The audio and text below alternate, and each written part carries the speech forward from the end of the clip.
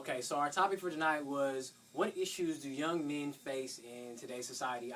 It was an amazing show. We had Pastor Henry Benz and comedian Jay Red come in. We were acting a fool, but the show, I mean, it touched on. There's a lot of areas in life where men we're not represented the way that we should be. We're not coming in and being counted so that our voices can be heard, so that we can actually take part in what's going on in the day to day, that we can have a say so of what's going on. And it comes down to a lot of us don't know our purposes, and the reason why a lot of us don't know our purposes is because we aren't living our lives in the purpose that God has for our lives. And the only way to do that is by accepting Christ. There's so many things that a relationship with Christ will do for you. And once you have that purpose and you understand what it means to be a servant, if you do all those things, we can remedy some of the statistics that we looked at, where you had a bunch of men, or most men, who die earlier than women do because of stress.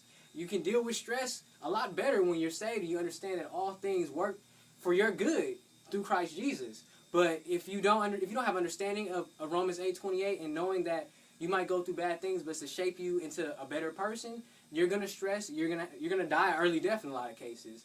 I mean, there were just so many things we touched on in the church. Only 10% of churches have vibrant and thriving men's group. 10%.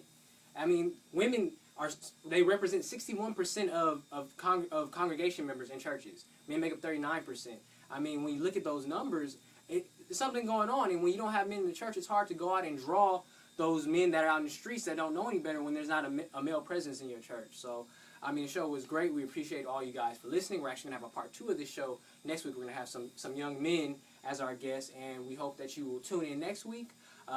Thanks. We appreciate it. God bless. Peace.